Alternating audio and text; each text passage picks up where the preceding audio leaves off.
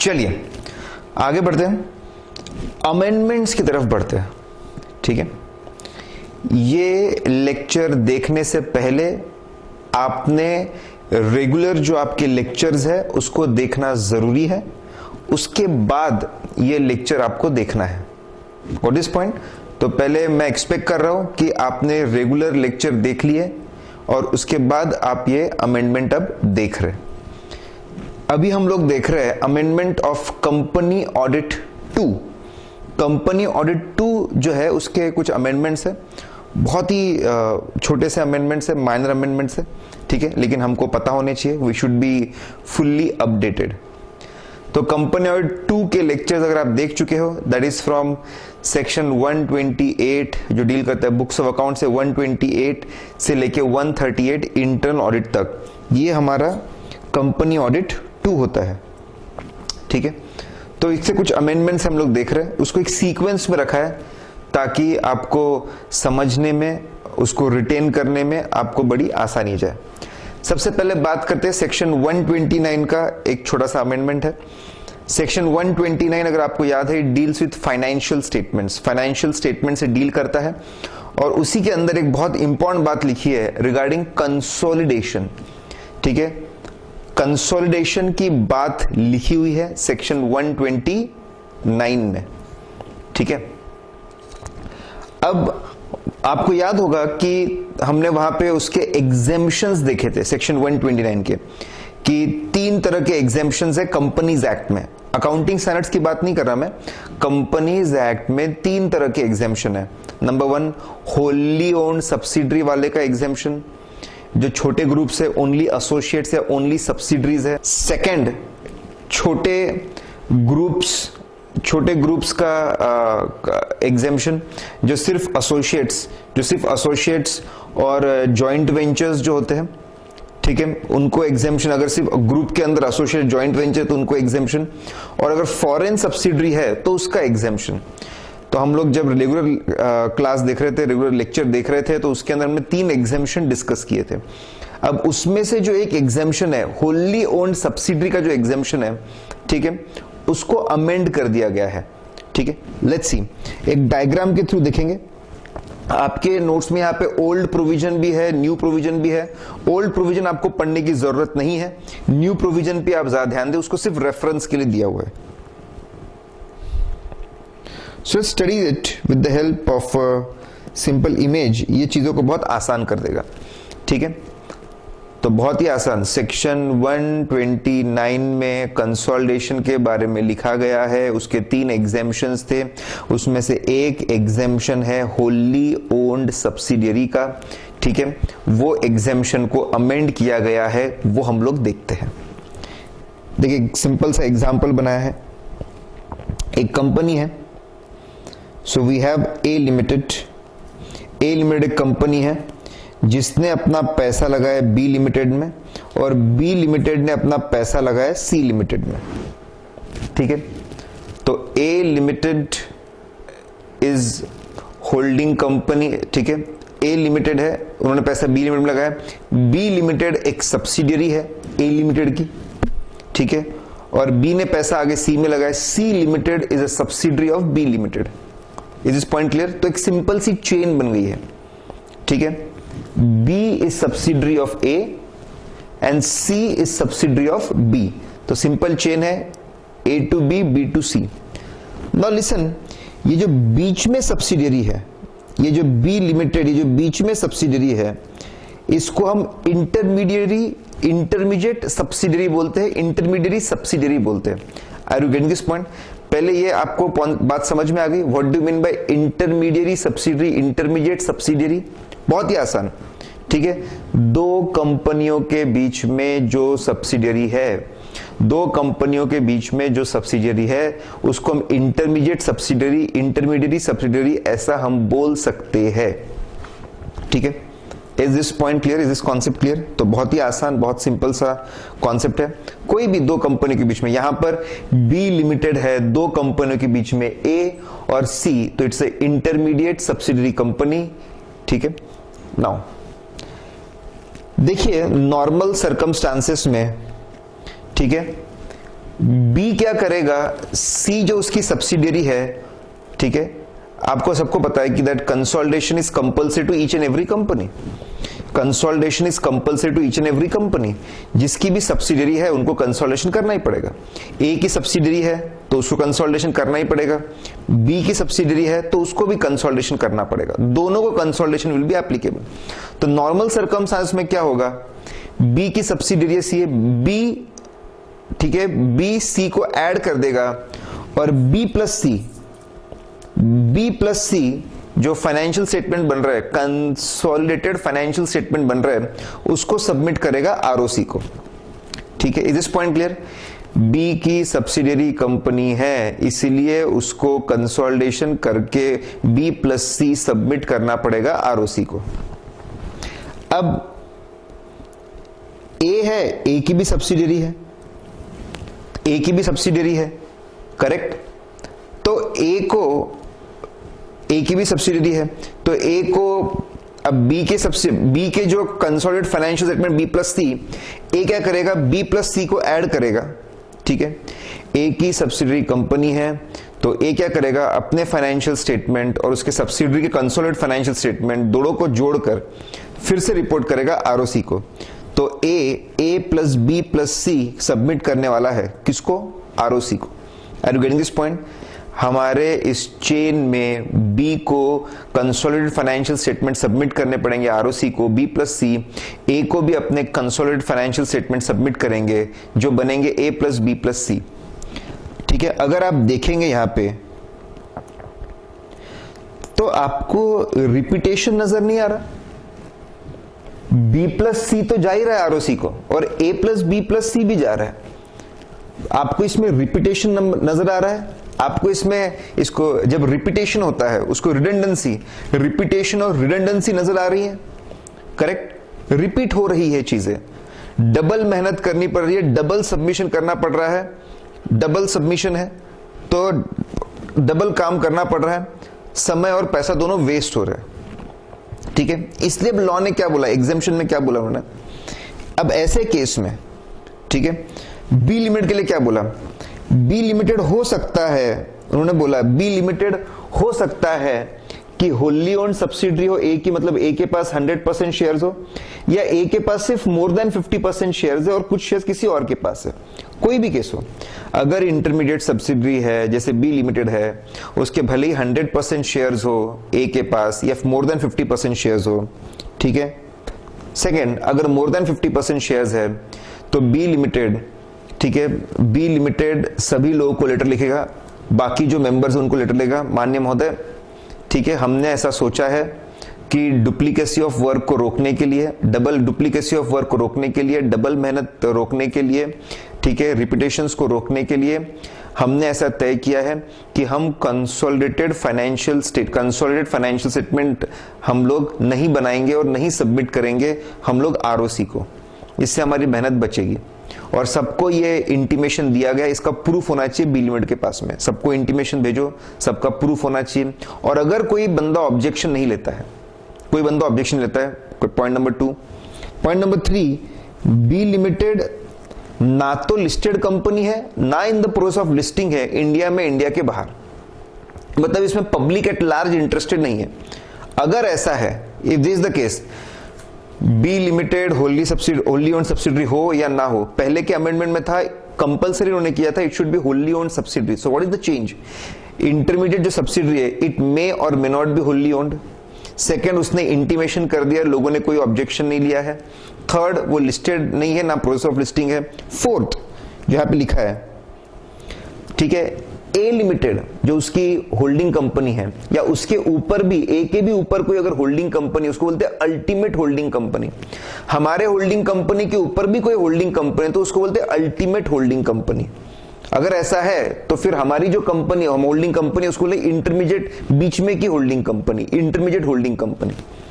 Next condition is, हमारी holding company या ultimate holding company, अगर अल्टीमेट होल्डिंग कंपनी है तो इनमें से कोई भी, ठीक है, इट इज मस्ट दैट इनमें से कोई भी कंसोलिडेटेड फाइनेंशियल स्टेटमेंट बनाए, कंसोलिडेटेड फाइनेंशियल स्टेटमेंट बनाए एएस के हिसाब से और उसको सबमिट करे, किसको? आरओसी को। अगर ये कंडीशन फुलफिल्ड है, बी लिमिटेड जो एक इंटरमीडियरी सब्सिडरी है, उसको कंसोलिडेटेड फाइनेंशियल स्टेटमेंट बनाकर सबमिट करने की जरूरत नहीं है, उसको एग्जेम्पशन मिलेगा। शर्त यह है होली ओन्ड हो या पार्शियली ओन्ड हो, उससे फर्क नहीं पड़ेगा। सेकंड, सभी मेंबर्स को इंटीमेट करके उनका इंटीमेट कर दिया, कोई ऑब्जेक्शन नहीं है, प्रोसेस ऑफ लिस्टिंग नहीं है। फोर्थ, उसकी होल्डिंग कंपनी या अल्टीमेट होल्डिंग कंपनी किसी ने तो इंडिया में जो अकाउंटिंग स्टैंडर्ड्स है, जो एप्लीकेबल अकाउंटिंग स्टैंडर्ड्स है उनको, उसके हिसाब से उन्होंने आरओसी को, ठीक है, आरओसी को कंसोल्ड फाइनेंशियल स्टेटमेंट सबमिट कर दिए। अगर ऐसा है, if this is the case, तो उनको एग्जेम्पशन मिलेगा, they will be getting exemption.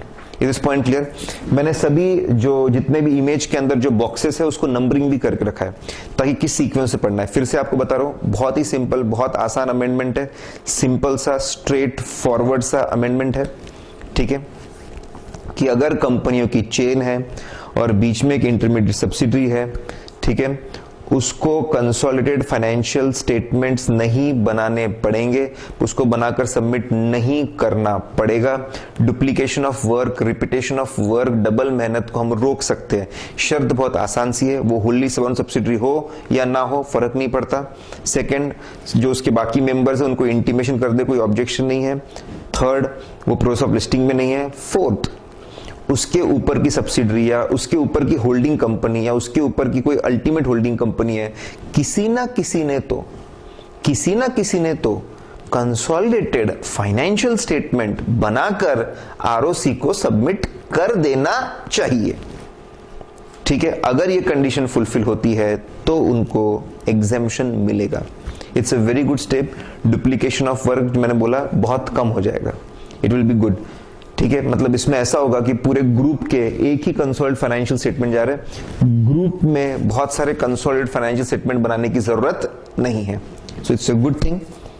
पहले सिर्फ जो होल्ली ओन्ड सब्सिडरी, पहले एग्जेम्पशन का बेनिफिट सिर्फ होल्ली ओन्ड सब्सिडरी को मिलता था, अब एग्जेम्पशन का बेनिफिट होल्ली ओन्ड सब्सिडरी और पार्शियली ओन्ड सब्सिडरी दोनों को मिलेगा।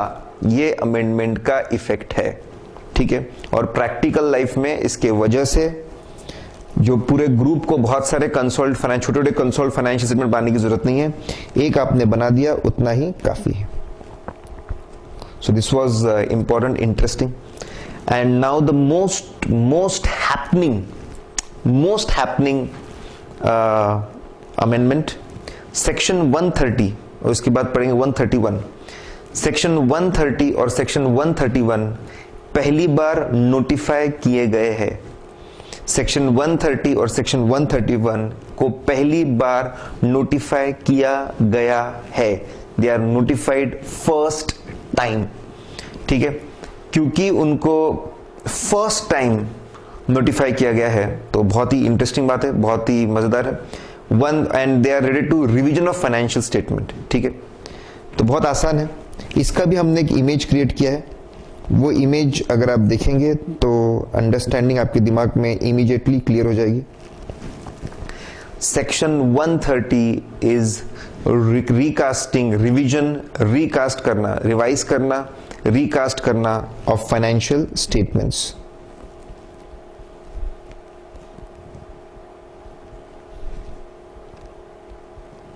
ठीक है, क्या लिखा है? बहुत सिंपल, बहुत ही आसान।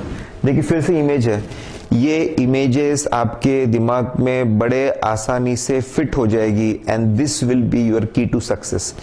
इमेजेस को रिटेन करना बहुत ज्यादा, इमेजेस से समझना, उसको रिटेन करना बहुत आसान होता है। लेकिन मैं आपको बता दूं, एग्जाम में तो आपको पूरा सेंटेंस बाय सेंटेंस लिखना है, ठीक है। ठीक, अगर सेक्शन 130 में क्या लिखा है?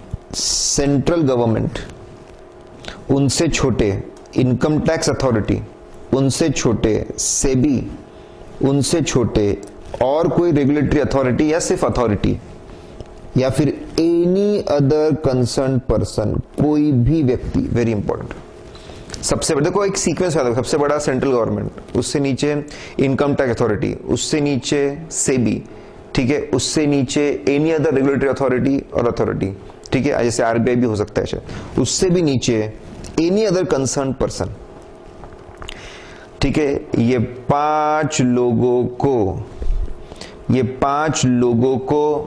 ठीक है, ये पांच लोगों को अगर ऐसा लगता है कि कंपनी के पहले के financial statements previous year financial statements को फ्रॉड्यूलेंटली बनाया गया, पहले के फाइनेंशियल स्टेटमेंट में मैनिपुलेशंस किए गए, फ्रॉड्स किए गए, फेक इनकम और फेक एक्सपेंसेस को बताया गया या इनकम एक्सपेंस को सप्रेस किया गया, अगर ऐसा लगता है कि फेक है, फ्रॉडुलेंट तरीके से फाइनेंशियल स्टेटमेंट्स को बनाया गया है, पिछले कोई भी फाइनेंशियल स्टेटमेंट, पिछले साल के, पिछले साल के, पिछले 5 साल के, पिछले 10 साल के, कोई भी ईयर के फाइनेंशियल स्टेटमेंट को अगर ऐसा लगता है कि फ्रॉडुलेंटली फेक तरीके से बनाया गया, नंबर 1, या फिर मिसमैनेजमेंट था, कंपनी रिकॉर्ड्स मेंटेन नहीं करती थी, ट्रायल बैलेंस बराबर बनाती नहीं, रिकॉर्ड्स नहीं थे, प्राइमरी बुक्स नहीं थे, लेजर नहीं थे, ट्रायल बैलेंस नहीं थे,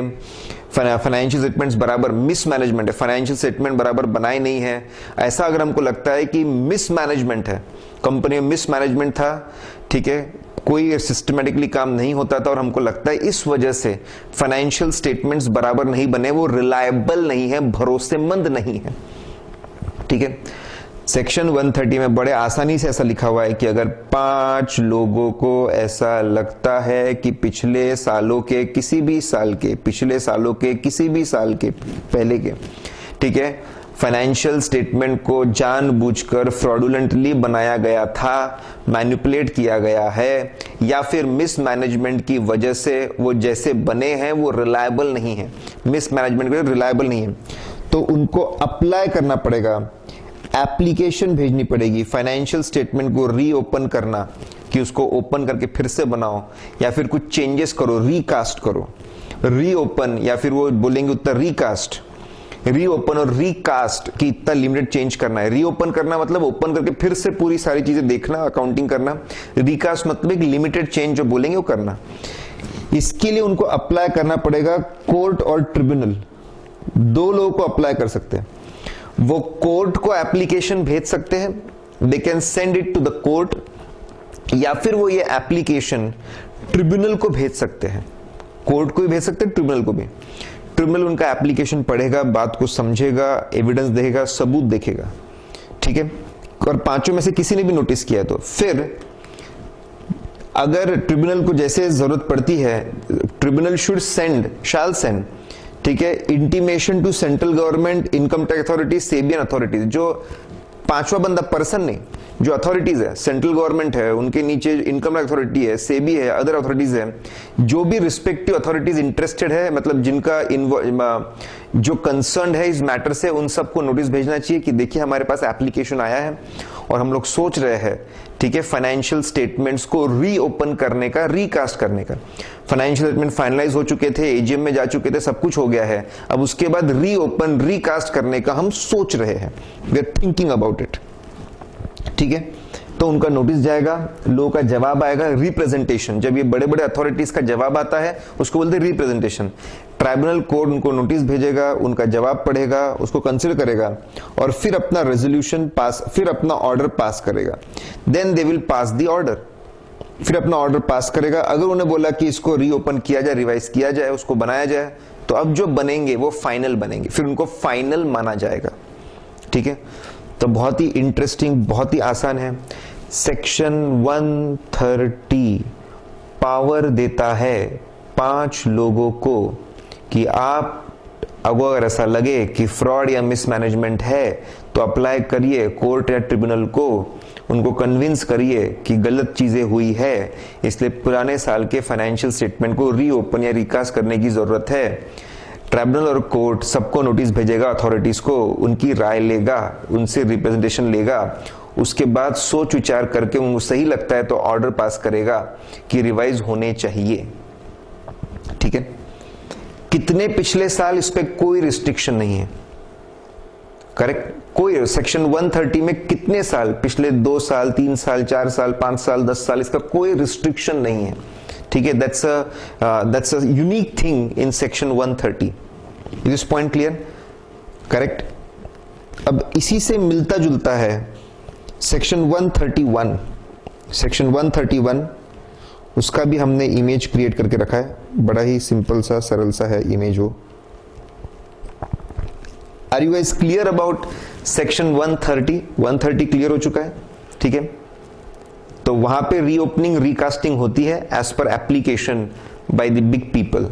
ठीक है, तो अथॉरिटीज और लोगों के बोलने पर ऐसा हो सकता है. अब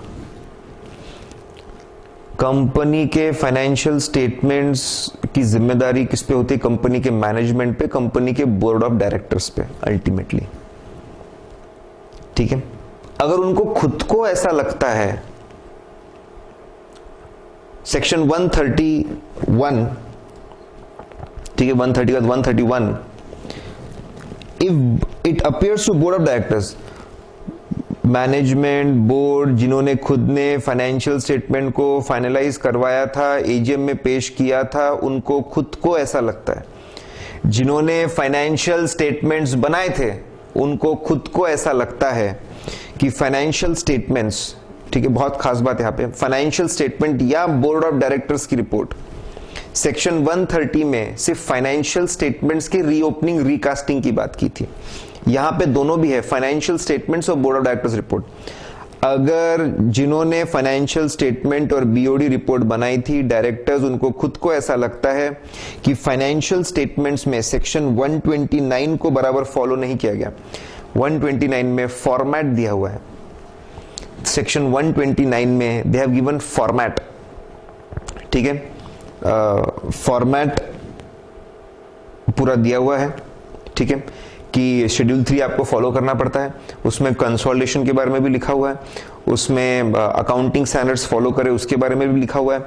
अगर ऐसा दिखता है कि सेक्शन 129 के हिसाब से नहीं बने या board of directors report section 134 के हिसाब से नहीं बनी है, बोर्ड ऑफ डायरेक्टर्स को खुद को ऐसा लगता है जिन्होंने बनाया था कि 129 और 134 फॉलो नहीं हुए, फाइनेंशियल स्टेटमेंट 129 के हिसाब से नहीं बने और बोर्ड ऑफ डायरेक्टर्स की रिपोर्ट जो है वो 134 के हिसाब से नहीं बनी, अगर ऐसा उनको ऐसा लगता है, for any of the preceding 3 financial years. खास बात, अभी पहले के सेक्शन में पिछले कितने साल की कोई लिमिट नहीं थी, लेकिन 131 में सिर्फ पिछले 3 साल के फाइनेंशियल स्टेटमेंट्स के रिवीजन की बात हम कर सकते हैं. 130 में कितने भी साल था, 131 में सिर्फ 3 साल के रिवीजन के लिए वो एप्लीकेशन डाल सकते हैं ट्राइब्यूनल को. 130 के अंदर हम एप्लीकेशन भेज सकते थे ट्राइब्यूनल और कोर्ट दोनों को, लेकिन यहां पे 131 में we can send it to only tribunal only, सिर्फ ट्राइब्यूनल को. ठीक है, वापस ट्राइब्यूनल क्या करेगा, सेंट्रल गवर्नमेंट और इनकम टैक्स अथॉरिटी को नोटिस भेजेगा. सेंट्रल गवर्नमेंट और इनकम टैक्स अथॉरिटी को नोटिस भेजेगा कि देखो ये एक कंपनी है और ये अपने फाइनेंशियल स्टेटमेंट्स या बोर्ड ऑफ डायरेक्टर्स की रिपोर्ट को रिवाइज करना चाहते हैं, ऐसा उनका एप्लीकेशन आया है. आप आपकी तरफ से कुछ बोलना चाहते हो तो हमको बता दीजिए, हम आपकी बात का भी ख्याल रखेंगे. ठीक है, उनकी बात सुनकर ऑर्डर ऑफ रिवीजन, उनकी बात सुनकर समझ के ऑर्डर ऑफ रिवीजन पास किया जाएगा. जैसे ऑर्डर पास होता है, कंपनी जैसे ऑर्डर मिलता है, अगर कंपनी के बोर्ड ऑफ डायरेक्टर्स की बात सुन ली जाती है, एप्लीकेशन सुन लिया जाता है, कंपनी को ऑर्डर मिलेगा, उसकी एक कॉपी आरओसी को सबमिट कर दे और रिवाइज कर दो फाइनेंशियल स्टेटमेंट या board of directors report as the case may be. Is point clear? बात समझे आपको? ये फिर से मैं आपको एक बार कंपेयर, देखिए कंपेयर करके जितना पढ़ेंगे उतना रिटेंशन होता है. सेक्शन, ठीक है, सेक्शन 130 में बड़े बड़े लोग और दूसरे लोग अप्लाई कर सकते हैं रिवीजन के लिए. यहां पे सेक्शन 131 में हमारे खुद के बोर्ड ऑफ डायरेक्टर्स अप्लाई कर सकते हैं. ठीक है, वहां पर अप्लाई करते तो फ्रॉड्स या मिसमैनेजमेंट की वजह से अप्लाई होता है. यहां पर जो अप्लाई करते हैं नॉन कंप्लायंस ऑफ 129 134, वहां पर कितने भी साल के लिए अप्लाई कर सकते हैं. यहां पे सिर्फ 3 साल के लिए अप्लाई कर सकते हैं. वहां पर सिर्फ 2 लोगों को अप्लाई कर सकते हैं, ट्राइब्यूनल कोर्ट, यहां पे ट्राइब्यूनल को सिर्फ अप्लाई कर सकते हैं आप. ठीक है, अप्लाई करने के बाद वहां पर भी कंसल्टेशन होता है, यहां पर भी कंसल्टेशन होता है. वहां पे 4 लोगों से कंसल्टेशन होता है, यहाँ पे 2 लोगों से कंसल्टेशन होता है। ठीक है, सो ये डिफरेंसेस है दोनों के बीच में, 130 और 131 के बीच में। डायग्राम अगर आप दिमाग में रखेंगे तो बहुत अच्छा रहेगा। और सबसे खास बात, वहां पे सिर्फ फाइनेंशियल स्टेटमेंट का रिवीजन है, यहां पे फाइनेंशियल स्टेटमेंट और बोर्ड ऑफ डायरेक्टर्स रिपोर्ट दोनों का रिवीजन है। ठीक है, ऐसा रिवीजन आप साल में एक बार कर सकते, मतलब फाइनेंशियल स्टेटमेंट का एक बार और बीओडी रिपोर्ट का एक बार। ऐसा रिवीजन भले फाइनेंशियल स्टेटमेंट हो या बोर्ड ऑफ डायरेक्टर्स, उसका आप एक एक बार कर सकते हैं। मतलब एक बार फाइनेंशियल स्टेटमेंट, एक बार बीओडी रिपोर्ट, ऐसा आप कर सकते हैं। It is allowed once in a year, एक ही बार अलाउड है।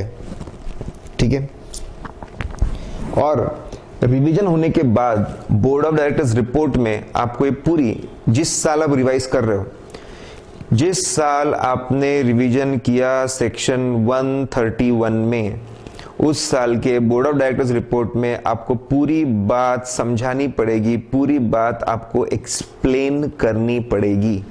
You have to explain everything, आपको सारी बात एक्सप्लेन करनी पड़ेगी उसके अंदर कि भाई क्या कारण थे कि हमने रिवीजन के लिए अप्लाई किया, क्यों हमने अप्लाई किया, क्या हमने रिवाइज किया, क्या उसका रिजल्ट रहा, ये आपको पूरी बात बोर्ड ऑफ डायरेक्टर्स रिपोर्ट में बतानी पड़ेगी। सेक्शन 130 में ऐसी रिक्वायरमेंट नहीं है, that is again only in 131। ठीक है, is this point clear guys? These 130 and 131 are the most important amendments, बहुत ही ज्यादा इंपॉर्टेंट अमेंडमेंट्स है। 130 के अंदर it is revision of financial statement by authorities और अदर्स। ठीक है, एंड 131 में it is revision of financial statement on own, voluntary revision by board of directors. ठीक है, वहां पे ऐसा बोल सकते हैं बाहर वालों के बोलने पे रिवीजन हो रहा है, यहां पे खुद मैनेजमेंट डायरेक्टर्स के बोलने पर रिवीजन हो रहा है। इस पॉइंट क्लियर? ये बात समझे आपको? दोनों को मैंने कंपेयर भी किया।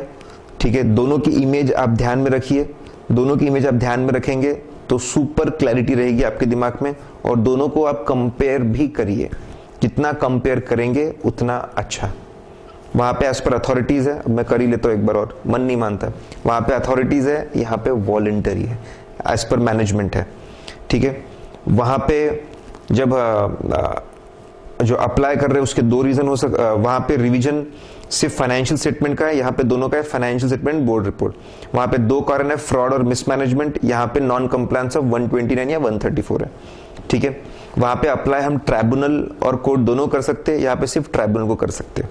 वहां पर भी वो लोग पूछताछ करते हैं 4 लोगों से, यहाँ पर भी पूछताछ करते हैं 2 लोगों से।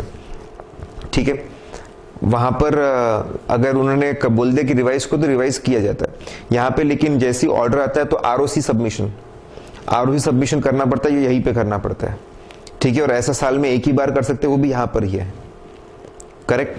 और बीओडी रिपोर्ट में सब एक्सप्लेन करना पड़ेगा। और यहाँ पे सिर्फ 3 साल है, वहां पे कितने भी साल का कोई भी रिवीजन अनाउंस हो सकता है। भाई अथॉरिटीज है इसलिए ज्यादा बातें हैं। अब सबसेक्शन 2 है इसका, ये भी एक सिंपल सी सबसेक्शन 2 है इसका, ये भी एक बहुत सिंपल सी बात करता है। उसके लिए भी हमने छोटा सा डायग्राम बना के रखा है। देखिए पहले सीक्वेंस बता दो। पहले बैलेंस शीट रहती 31 मार्च, फिर फाइनेंशियल स्टेटमेंट से प्रिपेयर होते हैं, जैसे अप्रैल के बाद मई जून 2 महीने लगे, जुलाई में हो गए। फिर बोर्ड ऑफ डायरेक्टर उस पर साइन करते, जैसे बनते हैं उसको अप्रूव करते हैं। बोर्ड ऑफ डायरेक्टर साइन करते हैं तो ऑडिटर उसको साइन करता है। फिर वो सबको जाते हैं एनुअल रिपोर्ट के साथ में, then send to everyone with the help with annual report, सबको भेजते हैं। और फिर उसको एजीएम में पेश करते हैं, उसको अप्रूव कर दिया, लेड वहां पे उसको पेश किया जाता है और फिर उसको अप्रूव किया जाता है। ठीक है, और ये होने के बाद में they are submitted to ROC. पहले साल खत्म हुआ, फिर फाइनेंशियल स्टेटमेंट बने, फिर बीओडी ने अप्रूव किया, साइनिंग हुई बाय डायरेक्टर्स अंडर सेक्शन 134, फिर ऑडिटर ने साइन किया, ऑडिटर ने 145 में साइन किया, फिर उसके बाद शेयर होल्डर्स को भेजा, फिर मीटिंग हुई, उसमें पेश हुए, उसमें अप्रूव हुए और फिर आरओसी को जाता है। ठीक है, द कंप्लीट प्रोसेस, अलग अलग सेक्शंस में बात होती है, पूरा फ्लो में दिख रहे हैं। जब तक ऑडिटर ने बस साइन किया, वो स्टेज तक ऑडिटर ने अभी रिपोर्ट साइन किया है, बट वो स्टेज तक अगर मुझे कभी भी ऐसा लगे कि मुझे रिवाइज करना है, ऑडिटर साइन करता है, वो स्टेज तक अगर कभी भी ऐसा लगता है कि मुझे फाइनेंशियल स्टेटमेंट्स को, मैनेजमेंट को फाइनेंशियल स्टेटमेंट को रिवाइज करना है, तो सेक्शन 131 को लगाने की जरूरत नहीं है विदाउट अप्लाइंग सेक्शन 131। लेकिन एक बार शेयर होल्डर्स को चले जाए या एजीएम में अप्रूव हो जाए, एक बार शेयर होल्डर्स को चले जाए या एजीएम में अप्रूव हो जाए या फिर आरओसी को सबमिट हो जाए, ये अगर हो चुका है, अगर एक बार ये सारी चीजें हो चुकी है, भेज दिया है या एजीएम में सबमिटेड टू आरओसी, ऐसा कुछ भी हो चुका है, अब अगर आपको अमेंड करना है, अगर आपको अमेंड करना है तो आपको सेक्शन 131 की रिक्वायरमेंट्स को फुलफिल करना पड़ेगा। ठीक है, वो आपको फुलफिल करना पड़ेगा और आपकी reason should be only non, ठीक है, कंप्लायंस विद सेक्शन 120 एंड 134, उसके कंप्लायंस के लिए आप कर रहे हैं ऐसा आपको बताना पड़ेगा। ऐसा नहीं कि आपको अकाउंटिंग पॉलिसी चेंज करनी थी, अरे एसएलए में मजा नहीं आ रहा, डब्ल्यूडीवी करना था, आप कोई अकाउंटिंग का तरीका बदलना थे, ठीक है, आप सिर्फ कोई प्रेजेंटेशन बदलना, ऐसा नहीं। It should be only for the compliance with 129 या 134। चेंज इन अकाउंटिंग पॉलिसी आपके मन में है, रिवैल्यूएशन ऑफ एसेट्स आपके मन में है, उसको ध्यान में रख के आप करते हो, बिल्कुल नहीं। देखिए वो ये रीओपनिंग बहुत सीरियस चीज है। सिर्फ 120 एंड 134 अपने मन मर्जी के हिसाब से पॉलिसी चेंज करनी है, रिवैल्यूएशन करना है, इन सब चीजों के लिए आप इसको मिसयूज नहीं कर सकते, you can not misuse it. ठीक है, सेंट्रल गवर्नमेंट रूल्स इशू करेगा कि ऑडिटर ने कैसे डील करना चाहिए रिवीजन अंडर 131 से। सेंट्रल सबसेक्शन 3 में ऐसा लिखा है कि central government will issue rules, central government rules issue करेगा। ठीक है, कि कैसे ये रिवाइज फाइनेंशियल स्टेटमेंट की चेकिंग होनी चाहिए, उसका ऑडिट होना चाहिए, उस पर रिपोर्ट कैसे इशू होगी, उससे कुछ बातें बोल सकता है वो। सेकंड, एक बार सारी चीजें हो जाए तो नए फाइनेंशियल स्टेटमेंट कैसे रिप्लेस करेंगे ओल्ड फाइनेंशियल स्टेटमेंट को, या फिर कैसे एक old financial statement plus correction का एक डॉक्यूमेंट अटैच होगा ओल्ड फाइनेंशियल स्टेटमेंट के साथ, कैसे ओल्ड को नया रिप्लेस करेगा या ओल्ड के साथ एक डॉक्यूमेंट अटैच होगा, उसके लिए भी रूल्स इशू करेंगे। और फिर ऐसा होने के बाद डायरेक्टर्स को क्या कदम उठाने पड़ेंगे, इन सब में डायरेक्टर्स को भी क्या कदम उठाने पड़ेंगे ये सब उसको फुलफिल करने के लिए। हो सकता है पुराने जिनको फाइनेंशियल स्टेटमेंट्स मिले उनको इंटीमेट करना पड़े, बोलना पड़े कि ये पुराने फाइनेंशियल स्टेटमेंट अब काम के नहीं है, नए फाइनेंशियल स्टेटमेंट लो। डायरेक्टर्स की क्या जिम्मेदारी रहेगी इस पूरे प्रोसेस में, उसके लिए रूल्स इशू कर सकते हैं। That was 131। As I said 130 as per authorities, revision as per authorities and as per management voluntary. ठीक है, ये बहुत ज्यादा इंपॉर्टेंट चीजें थी। अगला अमेंडमेंट सेक्शन 134 का है। ठीक है, जो बहुत ही मतलब सिंपल सा है, उसका इम्प्लीकेशन एक ही है। Section 134 is regarding board of directors report, उसके रूल्स है और उसके रूल्स है, और रूल्स में ऐसा लिखा था कि कंपनी ने अपनी बोर्ड ऑफ डायरेक्टर्स रिपोर्ट बनानी चाहिए और अपने कंपनी ने अपना खुद का परफॉर्मेंस कैसा था, खुद का परफॉर्मेंस कैसा था, इसकी बोर्ड ऑफ डायरेक्टर्स की रिपोर्ट बनानी चाहिए और अपनी सब्सिडरीज, अपने एसोसिएट्स, अपने जॉइंट वेंचर, जेवीज, इनका परफॉर्मेंस कैसा था वो भी बताना चाहिए। फर्क क्या हुआ है, पहले जो प्रोविजन था उसमें लिखा था बोर्ड ऑफ डायरेक्टर रिपोर्ट में खुद का परफॉर्मेंस एंड ओनली दो subsidiaries and only those associates and joint ventures which are consolidated, सिर्फ जिनको कंसोलिडेट किया गया है उन्हीं के परफॉर्मेंस के बारे में बात करो। अब अमेंडमेंट के बाद उन्होंने वो उसको चेंज कर दिया, जितनी भी सब्सिडरीज है, जितने भी एसोसिएट्स है, जितने भी जेवीज है, उनका परफॉर्मेंस, कंट्रीब्यूशन टू ग्रुप सब हाईलाइट करो, सब बताओ, irrespective of whether they are consolidated or not.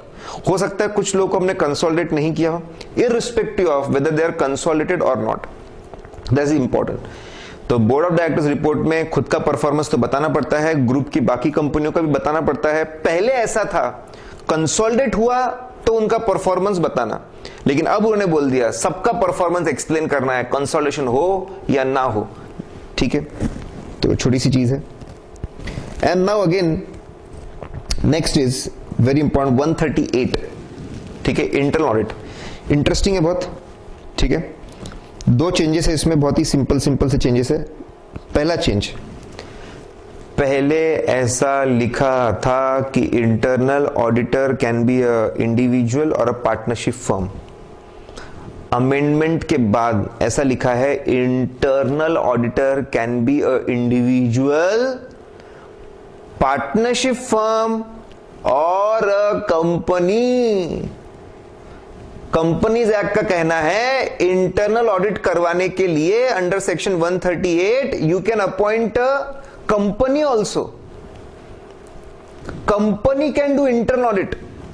We know that body corporate cannot do statutory audit, but यहां पर उन्होंने बोला company can do internal audit as per section 138। जो change ये है कि पहले इंडिविजुअल और पार्टनरशिप फर्म इंटरनल ऑडिट कर सकते थे, अब उनका कहना है individual, partnership firm and even the companies, corporates can do internal audit. That's the change. ये बड़ा चेंज है, ठीक है, दिस इज द चेंज। अब लेकिन इसमें कैच है, कंपनीज एक्ट तो हो गया, लेकिन अगर मैं सीए एक्ट पढ़ूं तो सीए एक्ट में ऐसा लिखा है कि हमको हमारी प्रैक्टिस पार्टनरशिप, इंडिविजुअल, प्रोप्राइटर या पार्टनरशिप फॉर्म में करनी चाहिए। हाँ, कंपनी आप ओपन कर सकते हो कंसल्टेंसी के लिए, फॉर कंसल्टेंसी, और लेकिन उसके अंदर कोई periodical audits, statutory audits and periodical audits नहीं होने चाहिए। तो सीए एक्ट तो बोलता है कंपनी बनाकर आप ऑडिट्स नहीं कर सकते। मैनेजमेंट कंसल्टेंसी, एमसीएस लिखा है, मतलब उसका मतलब है मैनेजमेंट कंसल्टेंसी सर्विसेज, ठीक है। आप मैनेजमेंट कंसल्टेंसी सर्विसेज के लिए कंपनी ओपन कर सकते हो, ऑडिट के लिए नहीं कर सकते, करेक्ट। तो सी एक्ट तो रोकता है। तो कंपनीज एक्ट ने भले ही हाँ बोला होगा, लेकिन सी एक्ट तो अभी भी रोकता है। अब इसमें इंस्टीट्यूट का क्या व्यू है, क्या ओपिनियन है, वो देखने की बहुत जरूरत है, ठीक है। आंसर में तो क्लियर है, कंपनीज एक्ट के हिसाब से even companies can do internal audit, but as per CA act it is still, as per CA act we can not do it. CA act के हिसाब से हम कर नहीं सकते, ठीक है। तो इट्स वेरी इंपॉर्टेंट है ये। फिर अगला सेक्शन 138 जो है इंटरनल ऑडिट, उसमें ऐसा लिखा था CA chart accountant may or may not be in practice, ऐसा लिखा था। मतलब आप बाहर की पार्टनरशिप फर्म है जो प्रैक्टिस में, उनसे भी इंटरनल ऑडिट कर सकते हैं। एम्प्लॉय है जो जिसके पास में सीओपी नहीं है, उससे भी आप इंटरनल ऑडिट करवा सकते हैं। अब इन्होंने ये चीज कॉस्ट अकाउंटेंट्स के लिए भी इसको अप्लाई कर दिया। कॉस्ट अकाउंटेंट जो इंटरनल ऑडिट कर रहा है, he may or may not be in practice. Cost accountant जो इंटरनल ऑडिट कर रहा है, हो सक he may or may not be in practice, तो ये कॉस्ट अकाउंटेंट को भी लगा दिया है। Are you getting this point? ये बात समझिए आपको। चार्ट अकाउंटेंट जो इंटरनल ऑडिट कर रहा है, उसके पास सीओपी हो भी सकता है, नहीं भी हो सकता है, ऐसा लिखा है। तो कॉस्ट अकाउंटेंट के पास भी हो भी सकता है और नहीं भी हो सकता है। तो भाई कंपनी की भी एंट्री करवा ली, और यहाँ पे सीडब्ल्यूएस को भी बोल दिया you may or may not be in practice, आपके पास सीओपी होना जरूरी नहीं है। पहले सिर्फ इतना लिखा था कि सीएस के पास सीओपी होना जरूरी नहीं है, अब ऐसा लिखा है कि सीडब्ल्यू के पास में भी सीओपी होना जरूरी नहीं है। So this is addition. तो ये चेंजेस थे कंपनी ऑडिट 2 के। 129 में कंसोलिडेशन का जो एक एग्जाम्पशन था वो चेंज हो गया, ठीक है। 130 के अंदर अथॉरिटीज के बोलने पर रिवीजन हो सकता है, रीओपनिंग हो सकती है। 131 में मैनेजमेंट के बोलने पर वॉलंटरी खुद होके रिवीजन हो सकता है, वो चेंज था। 134 में बोर्ड ऑफ डायरेक्टर्स रिपोर्ट में सभी का परफॉर्मेंस एक्सप्रेस करो, वो चेंज था। और 138 के अंदर इंटरनल ऑडिटर का चेंज था। देखिए, इसके अलावा जो छोटे मोटे जो ये सारे कवर्ड है, everything, I don't leave anything, सारे के सारे कवर्ड है, ठीक है। इसके जो आपके लेक्चर्स है उसमें बाकी चेंजेस तो आ चुके हैं सारे के सारे, रेस्ट एवरीथिंग हैज कवर्ड। हमने टाइमली बेसिस पे सभी चीजों को अपने रेगुलर लेक्चर्स है उसमें इनकवर कर ही लिया है, ठीक है। कभी कभी क्या होता है कि सम प्रोफेसर्स में कम अप विद अमेंडमेंट्स, तो पहले के भी अमेंडमेंट्स लेते हैं, तो बच्चे पूछते सर ये क्या है? अरे बेटा ये तो आ चुका है पहले के इसमें, ठीक है। So we have covered all the amendments before. उसके अलावा जितने भी छोटे मोटे चेंजेस है वो यहाँ पे कवर्ड है। अमेंडमेंट्स देखते हैं अब। कंपनी ऑडिट 1 के अमेंडमेंट्स, ठीक है, दैट इज फ्रॉम सेक्शन 139 से लेके 148। वापस मैं आपसे एक्सपेक्ट करता हूं कि आपने पहले रेगुलर लेक्चर्स पूरे देख लिए, सब कुछ कवर कर लिया, उसमें सारी चीजें कवर्ड है।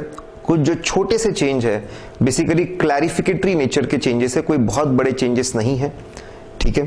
तो वो चेंजेस हम यहां पे देख रहे हैं कंपनी ऑडिट 1 के। सबसे पहला चेंज है 139 में, 139 रोटेशन ऑफ ऑडिटर से रिलेटेड है, ठीक है। देखिए इसका हमने ओल्ड प्रोविजन न्यू प्रोविजन दोनों दिया हुआ है। देखिए हम सब जानते हैं कि सेक्शन 139 और रोटेशन नोटिफाई हुआ 1 अप्रैल 2014 से 1 अप्रैल 2014 से, और उसमें ऐसा लिखा गया सेक्शन 139 सबसेक्शन 2 के प्रोविजो में ऐसा लिखा गया कि रोटेशन को इमीडिएटली नहीं लगाना है। रोटेशन ऑफ द ऑडिटर का जो कॉन्सेप्ट है उसको इमीडिएटली नहीं लगाना है, ठीक है। इसको 3 साल का ट्रांजिशन पीरियड दिया गया, मतलब 14-15 फाइनेंशियल ईयर 14-15 ट्रांजिशन पीरियड में है, आप रोटेशन नहीं लगाए तो भी चलेगा, 15-16 नहीं लगाए तो भी चलेगा, लेकिन 16-17 तक आपको लगा देना, 17 खत्म होने तक आपने लगा देना है, ठीक है। तो सेक्शन 139 सबसेक्शन 2 के प्रोविजो में ऐसा लिखा हुआ है कि जो हमारी कंपनीज है, कंपनीज को इमीडिएटली रोटेशन ऑफ ऑडिटर को अप्लाई करने की जरूरत नहीं है, उनको ट्रांजिशन पीरियड 3 साल का समय दिया जाएगा, 14-15, 15-16, 16-17 3 साल का समय दिया जाएगा। फिर लोगों ने डाउट पूछा कि 16-17 खत्म होते हो तक एजीएम कर देना क्या, एजीएम कर जनरल मीटिंग बुलाकर रोटेट कर देना क्या, तो उन्हें क्लैरिफाई किया, ठीक है। बोले 3 साल ट्रांजिशन पीरियड है, ये 3 साल खत्म होने के बाद जो पहली एजीएम होगी आफ्टर 16-17 उस एजीएम में आपको रोटेशन लगा देना है, जो पुराने ऑडिटर्स है उनको आपको बाहर कर देना है और नए ऑडिटर्स को लेके आ जाना है as per section 139 subsection 2। Section 139 subsection 2 में जो कंपनीज को रोटेशन लगता है और जब लगता है, ठीक है, उसके हिसाब से आप पुराने लोगों को अगर है तो पुराने लोगों को आप बाहर कर दीजिए और नए लोगों को लेके आ जाइए in the first AGM after end of financial year 16-17, ठीक है। एजीएम का जो टाइम है it should be as per section 96। Section 96 में सिंपल बात लिखी है that AGM should happen within 6 months from the end of the financial year, तो 30 सितंबर 2017 तक हो जानी चाहिए, और 2 एजीएम के बीच में 15 महीने का गैप नहीं होना चाहिए, वो डिपेंड करता है आपकी लास्ट एजीएम कब हुई थी, ठीक है। तो ये टाइम लिमिट के अंदर वो एजीएम होनी चाहिए। तो लोगों के प्रॉब्लम्स सिंपल अभी भी वही है, पहले भी लिखा था ट्रांजिशन पीरियड 3 साल है, अभी भी लिखा हुआ है ट्रांजिशन पीरियड 3 साल है, 3 साल ही है, ठीक है। सिर्फ यहां पे सिर्फ इन्होंने क्लैरिफाई किया है कि 3 साल खत्म होने के बाद जो फर्स्ट एजीएम आएगी उसमें आपको रोटेशन लगा देना है, पुराने बंदों को बाहर करके नया बंदा आपको लेके आ जाना है। They are simply clarified and said that 3 साल खत्म होने के बाद जो पहली एजीएम है उसमें तो कर ही देना, ठीक है। तो लोगों के मन में जो शंका थे, डाउट थे, वो खत्म हो चुके हैं। फिर हल्का सा चेंज है कॉस्ट ऑडिट का, there is a change in cost audit, ठीक है। कॉस्ट ऑडिट रूल्स सेक्शन 148, तो सीधा पहला एक सेक्शन 139 में हल्का सा चेंज है जो क्लैरिफिकेटरी नेचर का है, और अगला जो चेंज है वो सीधा 148 के रूल्स में है, ठीक है। बहुत आसान है, उसके जो रूल्स है कॉस्ट ऑडिट रूल्स वो थोड़े से चेंज हुए। सबसे पहले रूल 2 में कॉस्ट ऑडिट की डेफिनेशन को थोड़ा सा, कॉस्ट ऑडिट रिपोर्ट की डेफिनेशन को थोड़ा सा एलैबोरेट किया है। कॉन्सेप्चुअली कोई चेंज नहीं है, टेक्निकली कोई चेंज नहीं है, सिर्फ उसको रीड्राफ्ट करके थोड़ा और एलैबोरेट किया हुआ है, that's it. Exam point of view से, एकेडमिक पॉइंट ऑफ व्यू से यहाँ पे कोई इंपॉर्टेंस नहीं है उसका। फिर आपको पता है कि कॉस्ट ऑडिट के अंदर 2 सेक्टर्स थे, रेगुलेटेड और अनरेगुलेटेड। अभी भी वैसे ही है, बिल्कुल वैसे ही है। रेगुलेटेड में 6 आते हैं और यहाँ पे 33 आते हैं, सिर्फ उनका डिस्क्रिप्शन और थोड़ा एलैबोरेट कर दिया है ताकि और भी कंपनीज को कॉस्ट रिकॉर्ड्स और कॉस्ट ऑडिट के डोमेन में ला सके। Again it is not significant from exam point of view, academic point of view here. हाँ, अब एक जो चेंज है that is important for us. अगर आपको याद होगा कॉस्ट ऑडिट, अगर आपको याद है तो कॉस्ट कॉस्ट ऑडिट के दो एग्जेम्पशन थे। पहला, जो कंपनी स्पेशल इकोनॉमिक जोन में है, अगर कोई कंपनी स्पेशल इकोनॉमिक जोन में है तो उसको कॉस्ट ऑडिट करवाने की कोई जरूरत नहीं है, नंबर 1। ठीक है, नंबर 2, सेकंड, ठीक है, अगर किसी कंपनी के एक्सपोर्ट्स 75% ऑफ द टर्नओवर से भी ऊपर, एक्सीड 75% ऑफ द टर्नओवर, मतलब आपके टर्नओवर में 75% से ज्यादा एक्सपोर्ट्स है, तो आपको फिर से कॉस्ट ऑडिट नहीं करवाना पड़ता। ऐसे दो एग्जेम्पशन थे। अब उन्होंने तीसरा एग्जेम्पशन ऐड कर दिया। अगर कोई कंपनी इलेक्ट्रिसिटी जनरेशन करती है फॉर कैप्टिव कंजम्पशन, मतलब खुद के कंजम्पशन के लिए, करेक्ट। देखो, इलेक्ट्रिसिटी आप बनाते हो ताकि आप दूसरों को दे सको, तो आप आते हो रेगुलेटेड सेक्टर में, आपको कॉस्ट रिकॉर्ड और कॉस्ट ऑडिट कराना पड़ेगा। लेकिन अगर आप इलेक्ट्रिसिटी जनरेट कर रहे हो खुद के कंजम्पशन के लिए, कैप्टिव कंजम्पशन, खुद की जो फैक्ट्रीज है वहीं पे इस इलेक्ट्रिसिटी को अगर आप कंज्यूम कर रहे हो, ठीक है, तो इस केस में आपको कॉस्ट ऑडिट करवाने की जरूरत नहीं है। तो electricity generation for captive consumption अगर है तो कॉस्ट ऑडिट नहीं करवाना, ये तीसरा एग्जेम्पशन हो गया। तो कॉस्ट ऑडिट का एक एग्जेम्पशन बढ़ गया। नाउ अब रूल 6 है जो कॉस्ट ऑडिट का जो प्रोसेस है उससे संबंधित। तो इसमें छोटे मोटे चेंजेस है जो भी एकदम कॉमन सेंस वाले हैं। कॉस्ट ऑडिट की जो चीजें हैं उसको एट पार लाया गया है स्टैट्यूटरी ऑडिट के, और कुछ नहीं, नथिंग न्यू, बिल्कुल भी नहीं। मैंने पूरा कवर कर लिया तो समझने में और आसानी जाएगी, ठीक है। और जहां जहां अमेंडमेंट है वहां पे लिखा भी अमेंडमेंट सिंपल है। सभी कंपनीज जिनको कॉस्ट रिकॉर्ड्स मेंटेन करने हैं उनको फॉर्म CRA1 में रखना पड़ेगा। फॉर्म CRA1, इसका कोई फुल फॉर्म नहीं है। कॉस्ट ऑडिट में जितने भी फॉर्म्स है CRA आते हैं, 4 ही फॉर्म है, ठीक है, वो पूरे कवर हो जाएंगे। अभी जितनी भी कंपनीज को कॉस्ट रिकॉर्ड्स लगते हैं उनको फॉर्म CRA1 में उसको मेंटेन करना है, फर्स्ट थिंग। सेकेंड, अब कॉस्ट रिकॉर्ड्स आपने मेंटेन कर लिए, ठीक, एक सीक्वेंस में, एक फ्लो में, इस सीक्वेंस में आप पढ़ेंगे तो फटाफट होगा। कंपनी ने कॉस्ट रिकॉर्ड मेंटेन करना है फॉर्म CRA1 में। फिर कॉस्ट ऑडिट के लिए उनको पहले कॉस्ट ऑडिटर ढूंढना पड़ेगा, कॉस्ट ऑडिटर को अपॉइंट करने से पहले उससे एक हमको कंसेंट लेना पड़ेगा। वो लिख के देगा, माननीय महोदय मैं कंपनी का कॉस्ट ऑडिटर बनने के लिए तैयार हूं, कंसेंट लेटर। जैसे स्टैट्यूटरी ऑडिटर से कंसेंट लेते वैसे यहां पर भी। तीसरा, नेक्स्ट उसी के अंदर है, ठीक है, कि कॉस्ट ऑडिटर को अपॉइंट करने से पहले उससे सर्टिफिकेट लो। कॉस्ट ऑडिटर को अपॉइंट करने से पहले उससे क्या लो आप? सर्टिफिकेट लो। सर सर्टिफिकेट, कैसा सर्टिफिकेट लो? यह सर्टिफिकेट आप स्टैट्यूटरी ऑडिट में लेते थे, बिल्कुल वैसा ही सर्टिफिकेट आपको लेना है। वो लिख कर देगा, मैं CWA जो कॉस्ट अकाउंटेंट जो एक्ट है उसके हिसाब से एलिजिबल हूं, कोई प्रॉब्लम नहीं है। सेकंड, मैं डिस्क्वालिफाइड नहीं हूं। थर्ड, मेरे पास में ना पूरी लिमिट है ऑडिट करने की, जो 20 की लिमिट है वो है मेरे पास में। नेक्स्ट, कि मैंने जो मेरे बारे में आपको बताया रिगार्डिंग मिसकंडक्ट की मेरे अगेंस्ट कितने केसेस पेंडिंग है, ऑर्डर पास हो चुके हैं, वो बिल्कुल ट्रू एंड करेक्ट है। जैसा सर्टिफिकेट हम स्टैट्यूटरी ऑडिटर से लेते थे वैसा ही सर्टिफिकेट यहां पे लेना है, वैसा ही कंसेंट, वैसा ही सर्टिफिकेट लिख के देगा। CW के हिसाब से प्रॉब्लम नहीं है, 141 के हिसाब से प्रॉब्लम नहीं है, लिमिट में प्रॉब्लम नहीं है। एंड देन फोर्थ, कि आप बिल्कुल जो मैंने आपको रिकॉर्ड्स बताया मेरे मिसकंडक्ट के, वो भी बिल्कुल ट्रू एंड करेक्ट है। जब उसे सब कुछ मिल जाए, ये सारी चीजें मिल जाए, देन थर्ड, कंपनी को कॉस्ट ऑडिटर को अपॉइंट करना है from 180 days from the start of the financial year.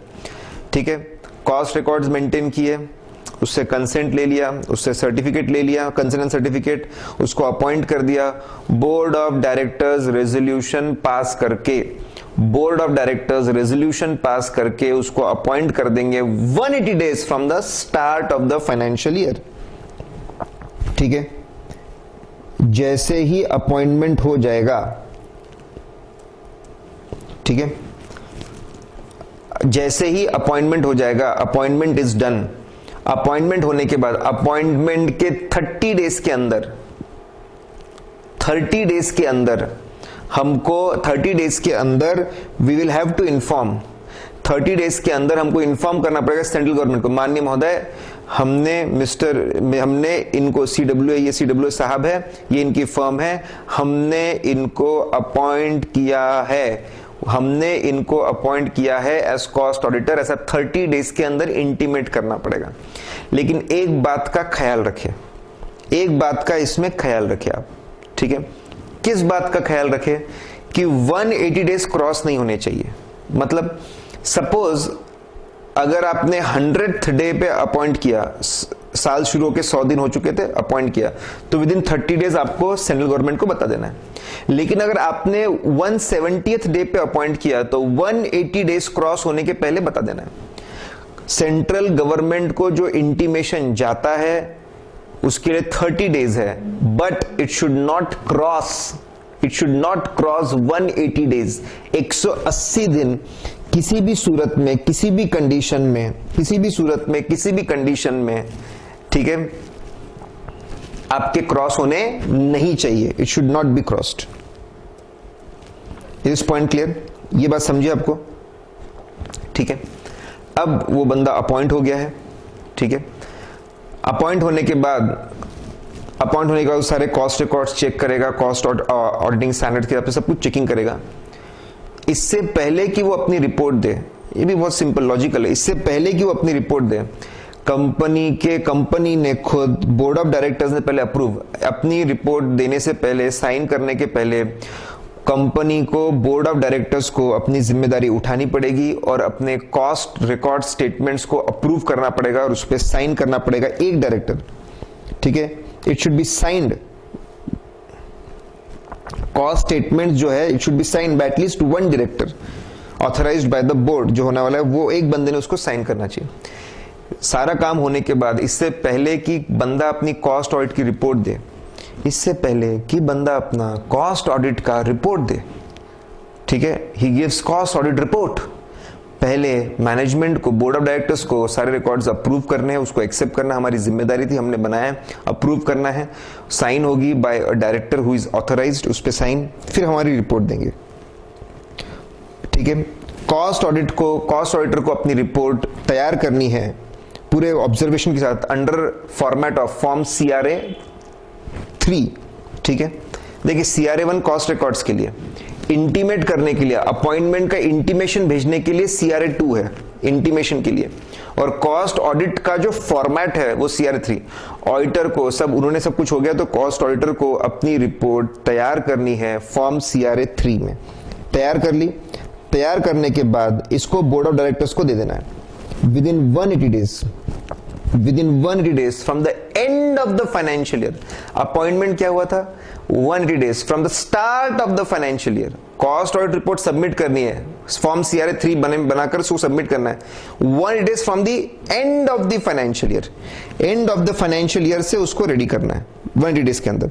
और जैसी रिपोर्ट मिलेगी, हम कंपनी को वो रिपोर्ट गवर्नमेंट को भेजनी है 30 डेज के अंदर, फॉर्म CRA 4 में इंटीमेट करना है। बस 4 ही फॉर्म है, 4 ही है फॉर्म CRA 4 में, रिकॉर्ड CRA 1 में, इंटीमेशन ऑफ अपॉइंटमेंट CRA 2 में, कॉस्ट ऑडिट रिपोर्ट का फॉर्मेट CRA 3 में, और कॉस्ट ऑडिट रिपोर्ट को इंटीमेट करना CRA 4 में 30 डेज के अंदर। अच्छा, यहां पे अपॉइंटमेंट जैसा नहीं है, 30 डेज पूरे मिलेंगे, 180 डेज क्रॉस हो गए तो भी चलेगा, 30 डेज पूरे मिलेंगे, ठीक है। कॉस्ट ऑडिटर का जो ऑफिस है वो खत्म होगा, एंड फाइनेंशियल ईयर से उसका खत्म होगा, उसकी पोस्ट चली जाएगी 180 days from the end of the financial year, 180 days from the end of the financial year, या फिर submission of the cost audit report which ever happens earlier, ठीक है। उसकी रिपोर्ट, उसका काम खत्म हो जाएगा, ठीक है। अब बहुत ही सिंपल सी बात लिखिए जो अमेंडमेंट में आई है, कॉस्ट ऑडिटर को रिमूव किया जा सकता है, remove from his office, simple board resolution pass करके। कॉस्ट ऑडिटर को कभी भी कंपनी बाहर कर सकती है। कॉस्ट ऑडिटर को कभी भी कंपनी बाहर कर सकती है।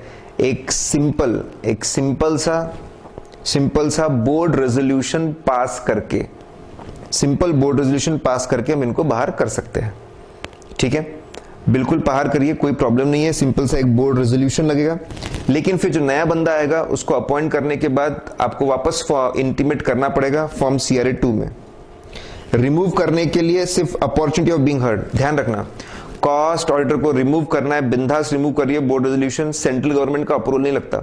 नए बंदे को अपॉइंट करके आप इंटीमेट कर दीजिए सेंट्रल गवर्नमेंट बोलता है निकालना है, तेरे को निकालना है, तो वो रिजाइन भी कभी भी कर सकते हैं। जैसे अगर हम उनको निकाल सकते हैं, ठीक है, तो वो रिजाइन भी कभी भी कर सकते हैं। तो रिमूवल बहुत सिंपल रखा है, रिमूव करो, नए बंदे को अपॉइंट करो, इंटीमेट कर दो, और रिजाइन वो जब चाहे वो भी कर सकते हैं। कैजुअल वैकेंसी होती है तो वापस वो बोर्ड ऑफ डायरेक्टर्स भरेंगे 30 डेज के अंदर और वापस इंटीमेट करेंगे फॉर्म CRA 2 में। तो ये आईडी अमेंडमेंट है, बहुत आसान है यार। रिमूवल बड़ा ही आसान, बहुत ही चिल्लर सा। रिमूव कर दो, नए बंदे का इंटीमेट कर दो अपॉइंट करके। कैजुअल वैकेंसी होगी, नए बंदे को अपॉइंट करो 30 डेज के अंदर, वापस फॉर्म CRA 2 में इंटीमेशन भेज दो। और फ्रॉड रिपोर्टिंग बिल्कुल वैसी ही है जैसे चार्ट अकाउंटेंट्स की है। फ्रॉड रिपोर्टिंग करनी पड़ेगी सेक्शन 143(12) में। 143(12) हम लोग पढ़ चुके हैं, उसके अंदर भी पूरा वही है, वही बात लिखी है।